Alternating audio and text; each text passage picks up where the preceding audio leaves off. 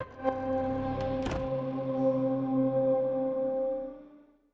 everyone. My name is Kasumi Yogi, and I am the Director of Marketing and Business Development for Games Done Quick. So for anybody watching who may not necessarily know what Games Done Quick is, how would you describe Summer Games Done Quick and the organization as a whole? Games Done Quick is a company that runs a series of events featuring speedrunning, which is to complete video games as quickly as possible while raising money for charity.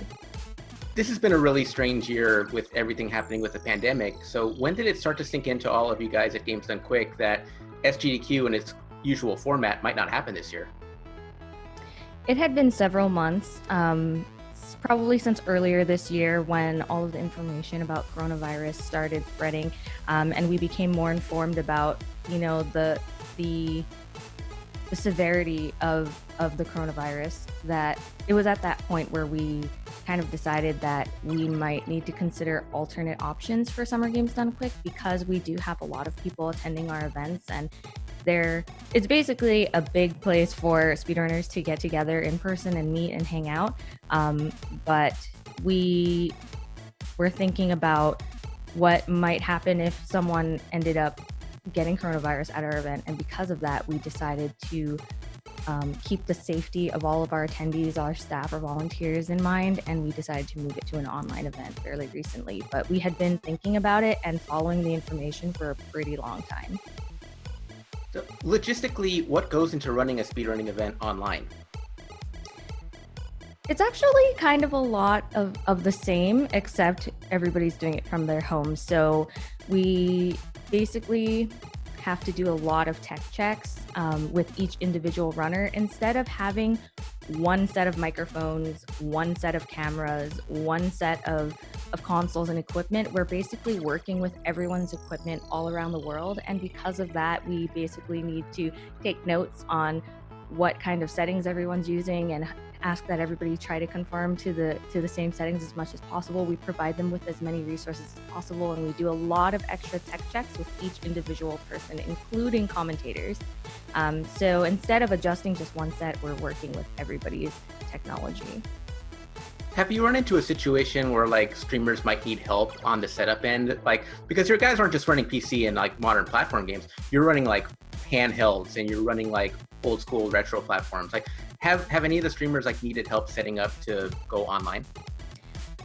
Most of the runners, well, we basically require, for submitting to our event, we do require a video of you doing the speedrun yourself.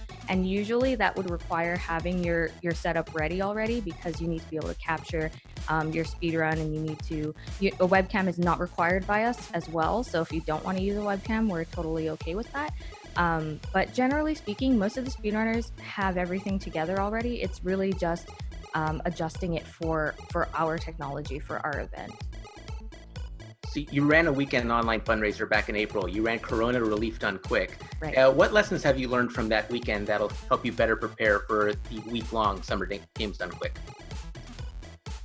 Definitely to expect the unexpected always. We always think that way in general when we're running our events. We always say, that's never happened before. And that's kind of like a thing that is said pretty frequently at our events. But with an online marathon and with variables that not only include our internet, but the internet of our runners as well, we're basically trying to be prepared for anything. And when we did Corona Relief Done Quick, we learned a lot about how we're able to communicate to the runners, because while they're running, we don't want to distract them or anything like that. But at the same time, we're also trying to deal with unexpected technical difficulties from it being our first time running an entirely online only marathon.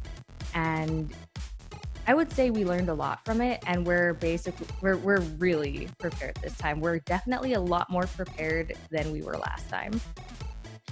And you're definitely running a lot more online streams. I mean, from when you guys first started 10 years ago, now you guys are running GDQ hotfix, you guys are running frame fatales.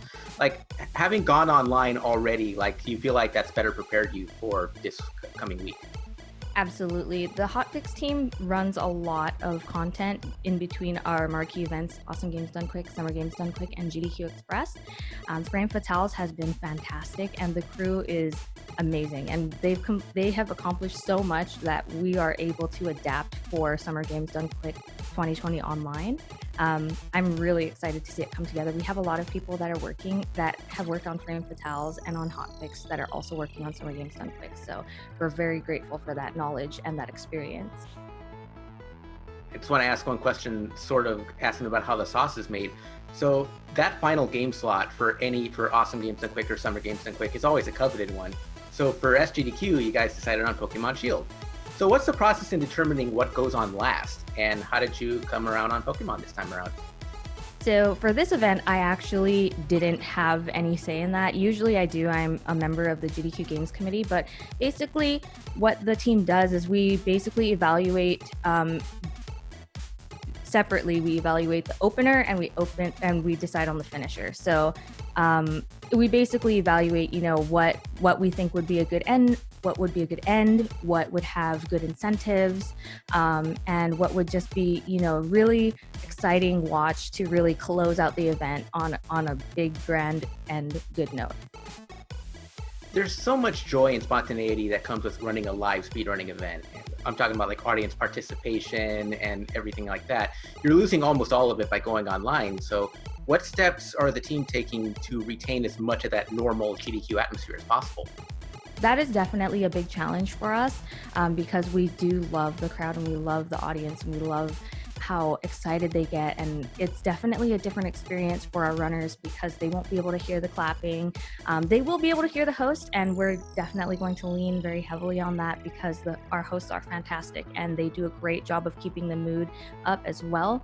And that is also why we allow them to have as many commentators as technically possible, just so that we can maintain, just the same atmosphere where it's a runner and their friends and their community coming together to do good.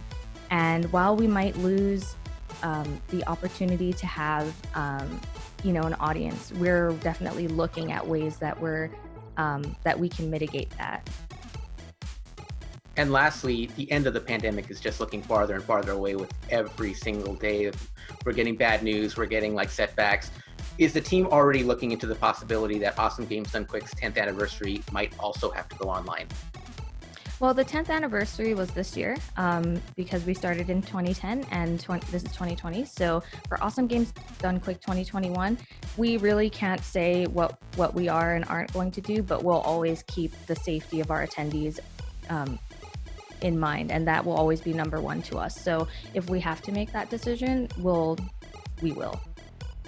This is how far back Awesome Games Done Quick feels. It feels like an eternity ago. I actually forgot that this was the 10th anniversary already.